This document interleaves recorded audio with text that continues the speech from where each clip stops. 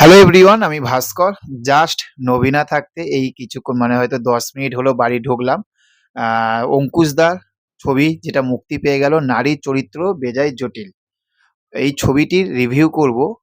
ভালো খারাপ সবকিছুই তো বলবো, কিন্তু তার আগে একটা কথা বলবো যে এই ছবিটা যখন, বিশ্বাস করো, প্রচুর প্রচুর প্রচুর আশা করে নিয়ে দেখতে গেছিলাম, ঠিক আছে?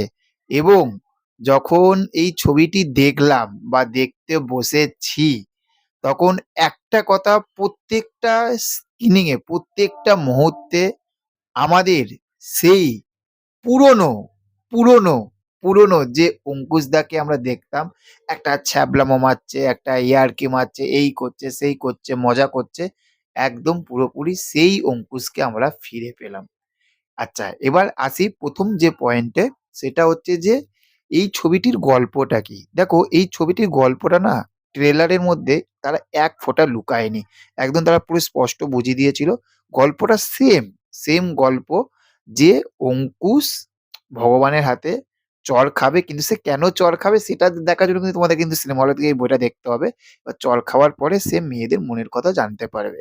এবার মেয়েদের মনের কথা জানতে পেরে সে কি করছে, তার রিঅ্যাক্ট কি, বা সে কি ঘটনাগুলো ঘটাচ্ছে, সেই সবকিছু, হাসি এবং ইমোশন সবকিছু দেখার জন্য আপনার কাছে সিনেমা হলে থেকে দেখতে হবে নারীর চরিত্র বেজায় জটিল, যেখানে অঙ্কুশ ও ইন্দ্রিলা অভিনয় করেছে। এবার আসি যে এই ছবিটির পজিটিভ দিক কি। এই ছবির সব থাকতে আমার বেশি ভালো লেগেছে যে এই ছবিটার মধ্যে বুম্বাদা ভয়েস ওভার দিয়েছে। ঠিক আছে? সবথেকে এইটা আমার ভালো লেগেছে। সেকেন্ড, যেটা আমার কাছে ভালো লেগেছে সেটা হচ্ছে যে অঙ্কুশের যে অভিনয়, যখন হাসাচ্ছে বা যখন সে কথা বলছে, এক্সট্রা কিছু করছে সেটা না।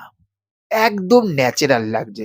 যখন ও বারবার পর্দায় আসছে এবং প্রত্যেকটা জায়গায় সে পাঞ্চ মারছে, কমিক টাইম তার সেগুলো প্রত্যেকটা জায়গায় কমেডির লাইনগুলো কিন্তু প্রত্যেকটা জায়গায় আমার ন্যাচারাল লেগেছে অঙ্কুশকে।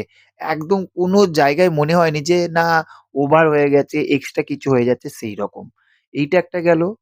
ঐন্দ্রিলাদি, সত্যি কথা বলতে ঐন্দ্রিলাদির আমি তো মির্জাতে দেখেছিলাম। একদম, একদম মির্জার যে পার্টটা, ঠিক আছে? সেখান থাকতে এটা বলব যে একটু কম। কারণ মির্জা তো আলাদা একটু হবে।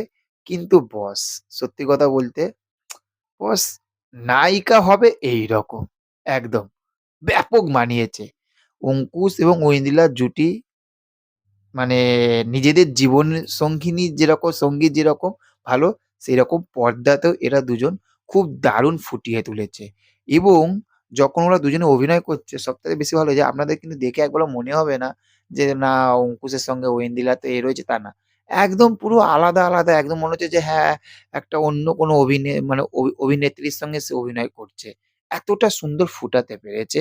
এবং ঠাকমা, আরো যারা রয়েছে, প্রত্যেকটা মানুষ দুর্দান্ত অভিনয় করেছে। দুর্দান্ত, মানে ওদের জায়গা থেকে দুর্দান্ত অভিনয় করেছে। আর যে ভিলেনের পার্ট করেছে, হাসিয়েছে।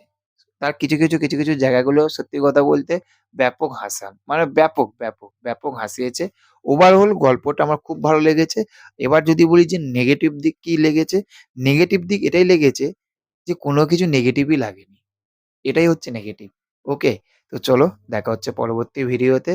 আর চ্যানেলে যারা নতুন রয়েছে চ্যানেলটাকে সাবস্ক্রাইব করতে ভুলবেন না। Okay, thank you. Have a nice day. Tata, bye, by.